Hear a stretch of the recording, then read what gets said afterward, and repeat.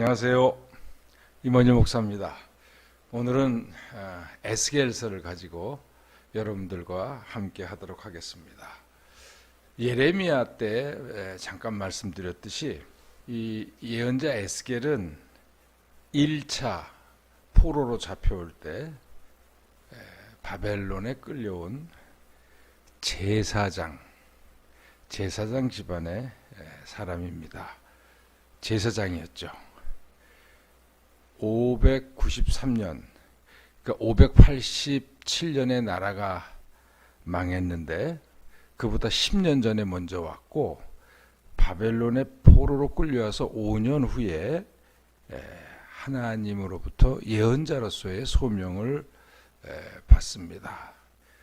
그 에스겔의 소명 기사가 이사야에도 있고 예레미야도 있지만 다른 데보다 1장에서 3장에 걸쳐서 좀 자세하게 나옵니다. 독특하게 하나님이 예레미야를 보이시죠. 환상 가운데 다른 예언서들과 에스겔서의 특징적인 차이가 몇 가지 있는데, 먼저 그의 에스겔서의 문체, 또 사용하는 어휘, 또 상징적인 표현들이 매우 제사장적입니다. 에스겔의 예언 내용이나 활동은 예레미야와는 아주 대조적이죠. 예레미야의 글은 1장에서 25장까지 거의 시로 되어 있고, 또 제2 이사야도 물론 그러는데 에스겔의 글은 대부분 산문으로 쓰여 있습니다. 특히나 예언자적 상징 행위,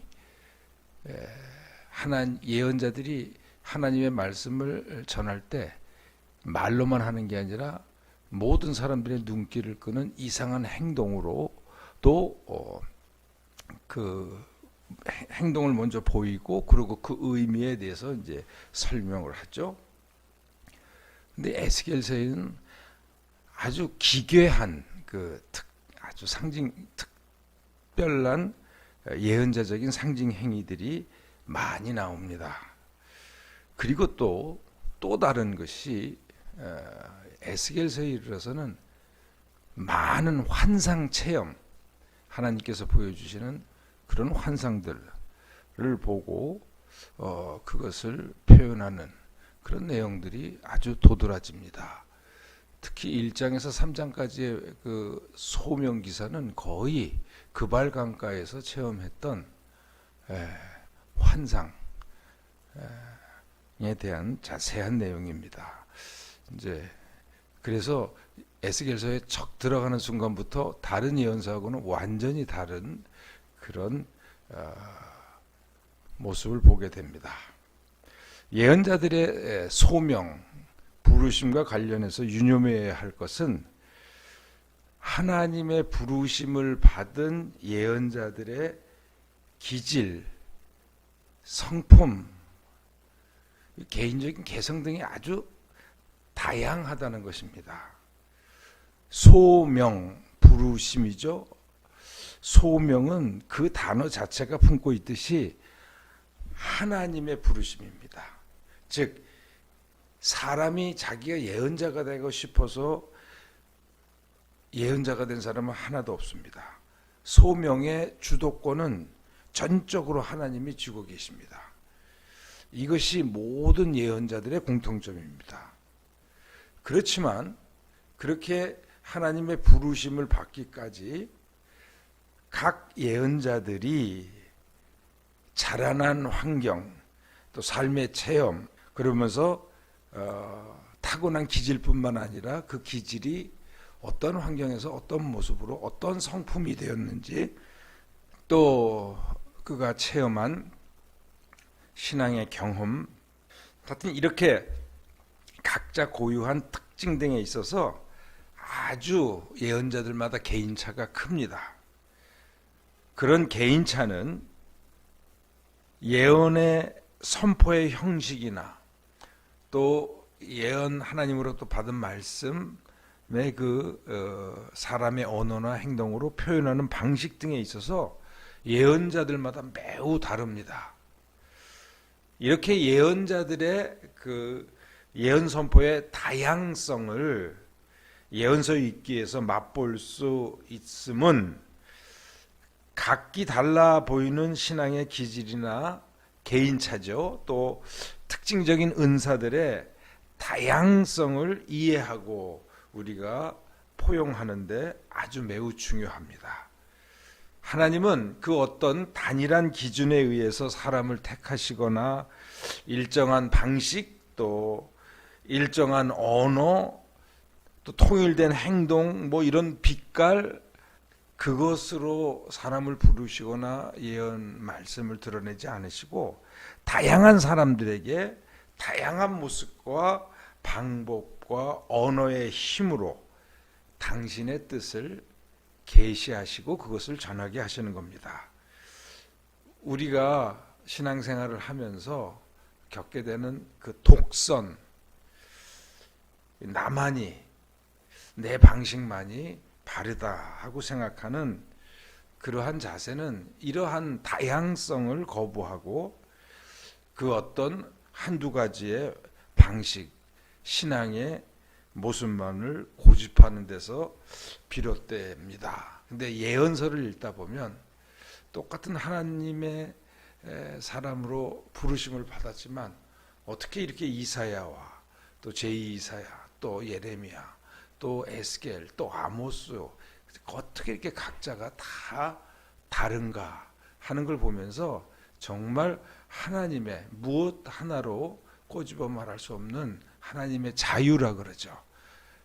시대마다 다양한 방식으로 다양한 사람들을 통해서 말씀하시는 우리 하나님의 그 폭넓으심도 볼 수 있고 또 다양한 사람들이 하나님의 귀한 말씀의 종들로 쓰임을 받았다는 것을 깨닫게 되면서 서로에 대한 사람 같은 신앙을 걸으면서도 특징적인 모습을 서로가 이해하고 받아들이는 데 도움이 됩니다. 에스겔서의 내용은 크게 이제 에스겔서는 총 그 42장으로 구성되어 있죠. 48장으로 구성되어 있는데 에스겔서는 아주 다른 예레미야와 다르게 전반부와 후반부 중간이 확 다릅니다. 1장에서부터 24장까지 그러니까 1장에서 3장을 빼고 4장에서 24장까지의 내용은 587년 예루살렘이 함락되기 전에 죄로 가득 찬 예루살렘의 멸망은 돌이킬 수 없다는 그 죄의 고발과 멸망의 선포가 4장부터 24장 전반부의 주요 내용입니다. 1차 포로로 잡혀갔던 사람들, 그 1차 포로로 잡혀갔던 시기하고 예루살렘이 587년에 멸망하기까지 10년의 기간이 있었죠. 그래서 1차 포로로 잡혀갔던 사람들은 거짓 예언자들, 그때 함께 갔었던 바벨론에 있었던 거짓 예언자들이 하나님이 우리를 다시 고향으로 돌려보내 주실 것이다. 이런 말들에 많이 현혹되어 있습니다. 그래서 그런 말에 막 현혹되어서 그 1차로 포로가 끌려갔던 사람들은 조만간 예루살렘으로 우리가 다시 돌아갈 것이라고 희망을 가지고 또 기도도 했겠죠. 열심히. 그렇지만 에스겔은 예루살렘의 멸망은 피할 수가 없다는 것을 선포하며 그 죄가 예루살렘의 죄가 얼마나 예루살렘 성읍에 가득 차 있는지를 다양한 모습으로 선포하는 내용으로 4장부터 24장까지 전반부가 꽉 차 있고 자기가 예언했던 대로 587년에 예루살렘이 멸망하자 에스겔의 예언 선포는 확 방향을 틀어서 정반대로 이제는 장차 미래에 하나님께서 모든 것을 새롭게 하시는 희망의 메시지를 전하는 말씀으로 완전히 방향선회를 하죠. 후반부 33장부터 48장에서 예루살렘 멸망 후에 하나님께서 회복하실 새로운 미래에 대한 희망의 메시지들이 그곳에 집중적으로 다 모여 있습니다. 우리가 에스겔서에서 제일 많이 하는 게 뭡니까? 37장에 나오는 그 마른 뼈들의 다시 살아나는 그러한 환상. 그 다음에 유다와 에브라임 둘 다 망했잖아요. 그래서 에브라임은 이제 북이스라엘이죠. 그들이 다시 하나로 연합해서 통일된 민족으로 역사가 회복될 것이라는 그런 예언자적인 상징 행위, 부러진 막대기를 다시 붙이는 그런 상징 행위로 선포가 되죠. 이렇게 예루살렘 멸망을 기준으로 해서 전반부의 이스라엘의 심판과 후반부의 이스라엘의 회복의 예언 사이에 25장에서부터 32장이 쏙 들어가 있어요. 요 내용, 25장에서 32장까지의 내용은 이스라엘을 둘러싸고 있는 이방 민족들에 대한 하나님의 심판 예언이 나옵니다. 요거는 이사야서, 제1이사야서에서도 나오고 예레미야서에도 나오고 바로 또 에스겔서에서도 나오죠. 근데 요 내용에서는 이제 이집트에 대한 심판이 두드러지지만 그 못지않게 다른 성경에서는 볼 수가 없어요. 예언서에서도 볼 수가 없는 두로에 대한 심판 예언이 에스겔서에서는 매우 도드라지게 표현됩니다. 26장, 27장, 28장 세 장에 걸쳐서 두로에 대한 심판 예언이 나오는데 두로가 그 고대 사회에서 지금부터 2500, 600년 전이죠. 지중해를 갖다가 석권한 해양 도시 국가입니다. 그래서 에스겔서에는 그 2500~600년 전에 고대 사회에서 어떻게 배를 만들었고 그 배 상하 때의 목재는 어디서 수입한 거고 노는 바닥은 어떻게 만들고 배에 이런 것들이 자세하게 나오고 또 그 당시 두로가 두로의 그 해상 무역 국가들 그다음에 수입하고 수출하고 하는 그런 상품의 내용들까지 되게 자세하게 나옵니다. 예언서에. 그래서 이런 것들이 고대 사회 조선 기술이라든가 또 무역 통로 또 그 당시에 어떤 물건들로 국가 간의 무역이 이루어졌는가 이런 것을 또 엿볼 수 있는 좋은 자료가 되겠죠. 그러면서 바로 그렇게 해서 쌓은 그것으로 인해서 너희는 망한다. 이제 이렇게 그 두로에 대한 예언은 마치고 있지만 성경 어디에서도 볼 수 없는 독특한 자료를 또 에스겔서에서 주고 있습니다.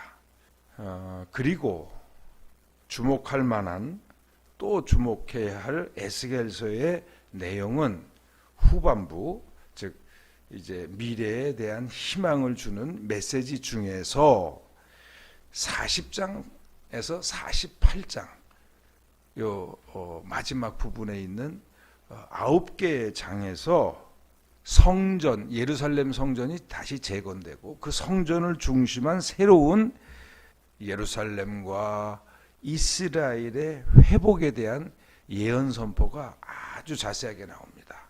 성전의 가로 세로의 길이부터 시작해서 구체적인 설계도까지 그 내용을 보면 아주 제사장다운 성전 구조에 대해서 해박한 제사장다운 필치와 또 제사장이 꿈꾸는 그 성전을 중심한 미래의 희망이 다루어지는데 여기서는 말입니다. 에스겔은 거룩한 공동체로서의 이스라엘의 구별됨, 다른 민족과의 차이, 즉 이스라엘 민족의 정체성은 바로 이 성전을 중심한 신앙의 공동체를 통해서 이루어진다.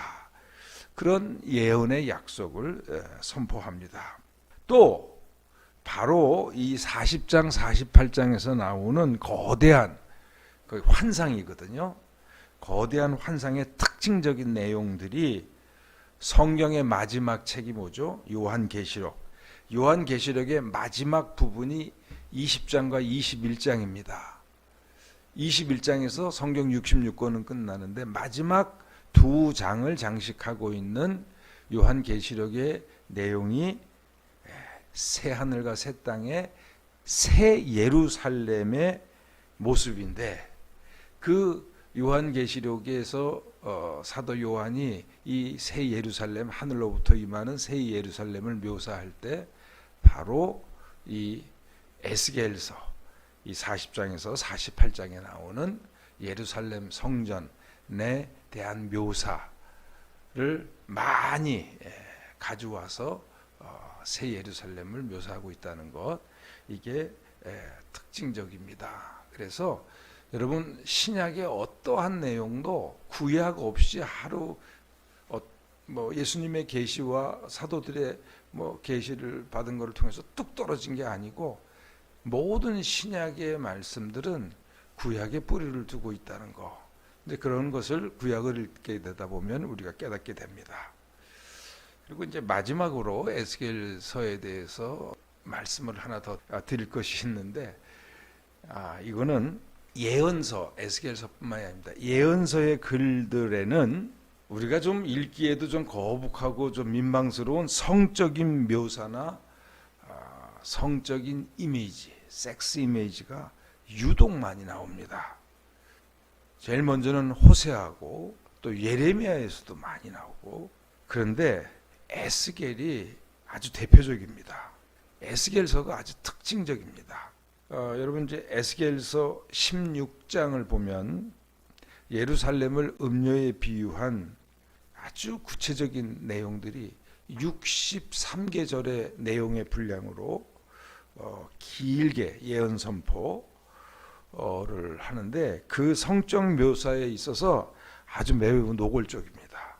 또 에스겔서 23장에서는 북이스라엘을 오홀라, 그 다음에 남유다를 오홀리바라는 이 두 자매로 묘사하면서 이 남북의 두 자매가 어떻게 하나님을 버리고 매춘부짓을 했는지를 아주 읽기에도 좀 민망한 다양한 성적인 묘사를 통해서 선포하고 있습니다. 그래서 에스겔의 이런 글들이 유달리 그런 성적 묘사가 세밀하기도 하고, 어떨 때는 막 직접적인 그런 글들을 읽고 20세기 중반, 초중반에 한참 심리학이 발전할 때 이 에스겔서의 내용을 가지고 이 에스겔의 심리 분석, 정신 분석을 해서 성적으로 좀 정상적인 사람이 아니다, 이런 진단들을 많이 했지만, 예언자들이 이런 성적 이미지를 사용해서 예언 선포를 하는 것은 여러분, 근본적으로 이스라엘과 하나님 사이의 그 친밀성, 떼놓을 수 없는 친밀함을 강조하기 위함입니다. 모든 성적인 비유에 있어서는 자기를 낳고 자기를 기르고 그 다음에 성령에 대해서는 사랑하셔서 결혼까지 한, 그래서 한 몸을 이루는 한 부부와 같이 하나 된 하나님과 이스라엘과의 관계를 항상 기초로 깔고 이야기를 합니다. 그런데 바로 우상숭배란 뭐냐? 아내된, 이렇게 하나님의 사랑을 받아서 아내가 되고 아름답게 자라난 이 이스라엘이 남편인 하나님을 버리고 다른 남자와 외도를 하는 불륜과 다를 바 없다는 겁니다. 이런 것을 강조하면서 그 배반이, 그 배신이 하나님에게는 인격적으로 얼마나 아프고, 그 아픔이 뭡니까? 우리가 인간적으로 그건 분노입니다. 그러한 것을 강력한 성적인 용어와 비유를 씀으로써 버림당하신, 인간들에 의해서 배신당하신 하나님의 상처받은 그 마음을 사실 이런 표현들을 통해서 좀 더 리얼하게, 좀 더 우리 인간들이 뼈저리게 느끼게 하기 위해서 이렇게 강력한 언어의 방법을 힘을 구사하는 겁니다. 그래서 예언서에서는 이러한 그 깨어진 하나님과 이스라엘의 관계를 묘사할 때 이런 부부간의 깨어진 신뢰, 이것을 이용해서 성적인 이미지를 많이 사용하지만 더 놀라운 것은 그렇게 자기를 배신하고 딴 남자에게, 수많은 남자에게 몸을 판 그 여인을 다시 하나님이 용서하고 받으신다는 거죠. 받아들이신다는 거죠. 그게 이스라엘 민족의 죄로 끝나는 게 아니고 하나님의 용서로 다시 회복시키시는, 그것이 항상 예언서의 마지막 내용입니다. 희망이죠. 희망의 메시지죠. 그래서 에스겔서를 읽으면서 유별나게 아주 세밀하고 강력한 이러한 성적인 이미지를 읽으면서 다른 오해가 없으시기 바랍니다. 하나님의 상처받은 마음, 그것을 바로 이렇게 표현하는 겁니다. 그것을 느낄 수 있을 때 바로 예언서의 깊은 의미를 깨닫게 됩니다. 에스겔서의 말씀은 여기서 마치도록 하겠습니다. 감사합니다.